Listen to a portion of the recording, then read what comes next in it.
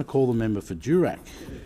Thank you, Mr Deputy Speaker. So today I do have the privilege to talk about the Working Holiday Maker Reform No. 2 bill. Deputy Speaker, this is a very good and sensible piece of public policy that this government has worked on and has worked through the issues and has landed on a great result for both Aussie workers and foreign backpackers.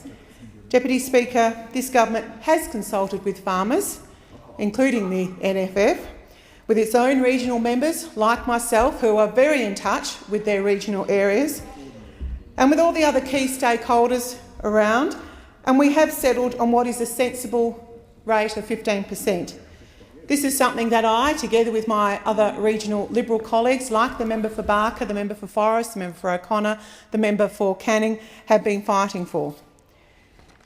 Deputy Speaker, where we've landed will make Australia an even more attractive destination for backpackers, as when you factor in our comparatively higher wages and more opportunity for regional work, we are now one of the most desirable destinations for backpackers in the world.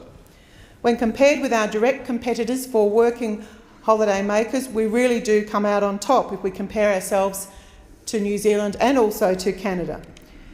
Mr Deputy Speaker, we need to be sensible about this issue. In my state of Western Australia, we have an unemployment rate of some 6.5%, but in my electorate of Durack, backpackers make up a large and very important part of our workforce, filling jobs in regional towns that regrettably Australians simply do not want to take. And this is where the balance must be struck, Mr Deputy Speaker. We need to weigh up the needs of our Australian unemployed with the needs of our small business owners and employers in the regions, and our backpackers and working holiday makers. It is a difficult balance, Mr Deputy Speaker, and I underline that. It is difficult, but it is one I think we have found in 15%.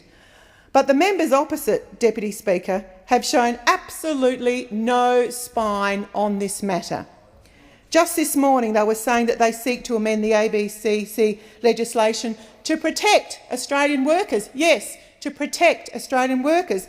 But, Mr Deputy Speaker, they also push for a backpacker tax rate of 10.5%. I don't know what their rate is. I think that's Senator Lambie's rate. This would mean that Australian workers would be paying more tax than the backpackers working right alongside them. So what is it, Deputy Speaker? Do those opposite stand for Australian workers or not? Or do they, which is what I expect, simply make their policy on the fly, bark at whatever government policy we may discuss, and not even pretend to be an alternative government? The hypocrisy of those opposite, Deputy Speaker, is breathtaking and is matched only by their disdain and their disregard for the bush in Australia. Labor should hang their head in shame. Most of those opposite, I'm not even sure they'd be able to describe what a regional or remote area in Australia would look like, let alone deliver policy that will help it to grow and prosper.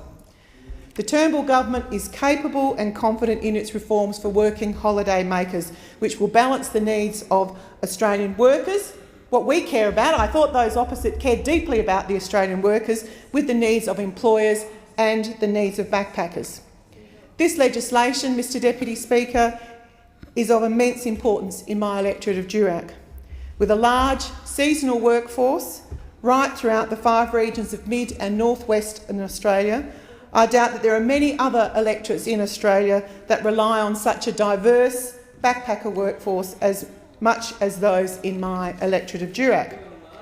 I'm very delighted that this government has struck such a sensible balance deal, and we can have some closure and security for our working backpackers and for their employers. Mr Deputy Speaker, backpackers work in a wide range of industries, performing a whole host of functions and jobs which many Australians simply will not do. Now, I'm not happy about that, and I'm sure everyone that sits in this place is not happy about it, but that is the unfortunate reality. Working backpackers in my electorate make coffee in Geraldton, they pick bananas in Carnarvon, they pour pints in Karratha, they work on cattle stations in the Kimberley, and they also do considerable farm work in the wheat belt. But, Deputy Speaker, without working backpackers, regional life as we know it simply would grind to a halt. They are often short-term propositions, but they are almost universally, when they come into town, with a positive mindset and a willingness to work and a vitality of spirit that enriches whichever community that they happen to land. Mr Deputy Speaker, far too many Australians are unemployed in Australia, but the fact is that Australians will not take these jobs in regional areas. I believe that until we get welfare reform, which does not disadvantage welfare recipients from taking such seasonal and regional work, then we will see this sorry story continue. But Mr Deputy Speaker, for the ones that are working side by side with our working backpackers, the ones that are out there doing whatever job they can get to provide for themselves, we do need to protect. And I thought those on the opposite side, that's what they stood for, but I'm very alarmed that that's not what they appear to stand for. We need to encourage these people, Deputy Speaker, to continue to work with whatever work they can get, pull themselves up through their work and move on to bigger and better things in the community in time. Which is why, Mr Deputy Speaker, we cannot allow working backpackers to be paying less tax than their Australian counterparts, as suggested by those opposite. A rate of 10.5% supported by Labor, not their idea, that's Jackie Lambie's idea, they're just supporting Senator Lambie, would mean that no Australian would get a job over a backpacker. Now that is just a ridiculous outcome in regional Australia, when surely we need to be encouraging the complete opposite. We cannot tax a working backpacker less than their Australian counterparts for the same work. That is unfair, Deputy Speaker, that is unreasonable, Deputy Speaker, and it is un-Australian.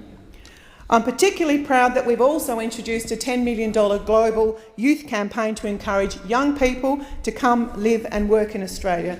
Spearheaded by Tourism Australia, industry and travel partners are now gearing up to sell the message to the world that Australia is a destination for working backpackers and that they are welcome.